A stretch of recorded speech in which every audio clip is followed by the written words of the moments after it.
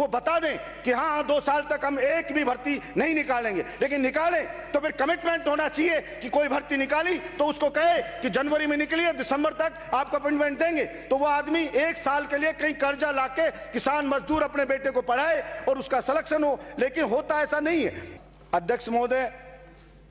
भर्तियां निकाली जाती है सरकारों के द्वारा, चाहे कोई भी सरकार रही हूं, भर्ती निकलती है और भर्ती निकलने के बाद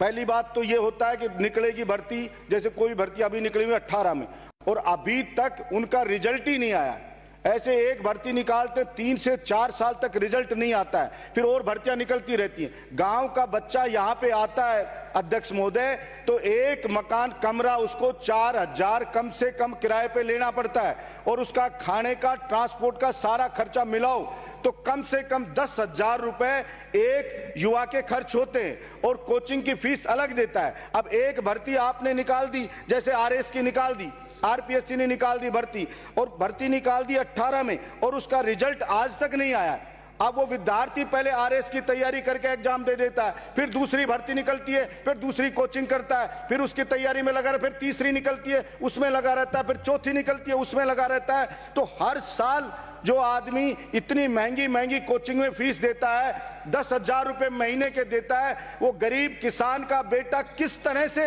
पढ़े? और गरीब किसान जो ये चाहता है कि मेरा बेटा पढ़ लिख करके और सक्सेस हो, अपने पैरों पे खड़ा हो, तो वो बेचारा कितने दिन तक किसान गरीब लड़े? उस गरीबी से, उस मजबूरी से वो कितने दिन वेट करे? अब उसका एक एग्जाम में सिलेक्शन हो जाएगा, फिर दूसरे का रिजल्ट आएगा, फिर कहे दूसरे में भी सिलेक्शन हो गया, फिर तीसरे का रिजल्ट आएगा, फिर तीसरे में भी सिलेक्शन हो गया। अब उसको नौकरी एक ही करनी है, लेकिन उसका शोषण 4 साल तक कर लिया गया। इसलिए मैं मांग करता हूं राजस्थान की सरकार से, हर सरकारें ये बात करती हैं अगर ये कर देंगे हम इनको असुविधा नहीं होने देंगे कि जो आरपीएससी है वो अपना कैलेंडर जारी करे, जैसे यूपीएससी की भी तो होती है भर्तियां, तो आरपीएससी क्यों नहीं कर सकती है? वो अपना कैलेंडर जारी करे कि भाई इस डेट को हम ये एग्जाम करेंगे और इस डेट तक हम इसका रिजल्ट दे देंगे, इस डेट को अपॉइंटमेंट दे देंगे। अगर आप नहीं कर सकते हैं, अगर आपके पास वैकेंसी नहीं है, तो फिर छलावे में क्यों रखती है सरकारें विद्यार्थियों को? वो बता दें कि हाँ 2 साल तक हम एक भी भर्ती नहीं निकालेंगे, लेकिन निकालें तो फिर कमिटमेंट होना चाहिए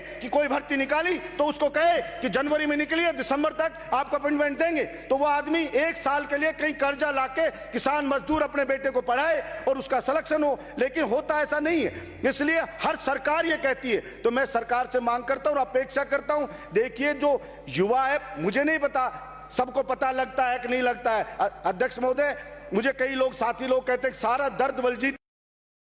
यादव ही लेके घूम रहा है, लेकिन मैं कहना चाहता हूं कि कोई भी आदमी अगर उन स्टूडेंट से बात करेगा तो आपको पता लग जाएगा कितनी बड़ी परेशानी में हूं। एक एक रुपए के लिए मोहताज व्यक्ति कर्जा लाके लाता है, हाई ब्याज के ऊपर पैसा लेके आता है, और हर माँ बाप चाहता है कि बच्चा 1 नंबर से रह गया, वो दूसरे साल कोचिंग कराता है, अब की बार हो जाएगा, उसका एग्जाम का रिजल्ट नहीं आता है, वो सोचता है बेटे को घर नहीं बिठाऊं, वो दूसरी वैकेंसी को निकलती है उसका फॉर्म भरवाता है, उसकी कोचिंग करवाता है। कोचिंग सेंटर है वो 1.25 लाख रुपए एक साल के ले लेते हैं, 1.25 लाख रुपए रहने खाने का खर्च हो गए।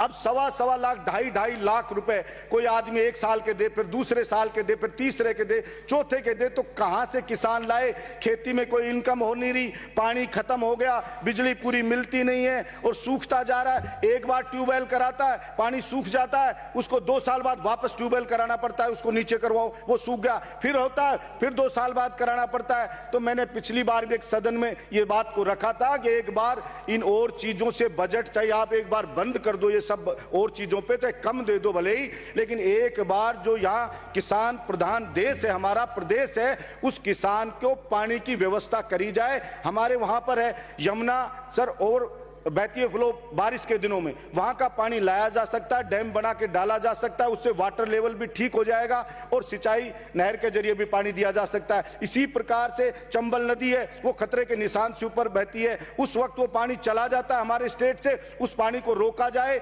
इस बार भी जैसे कितनी बही, तो वो पानी किसान के काम आ सकता है।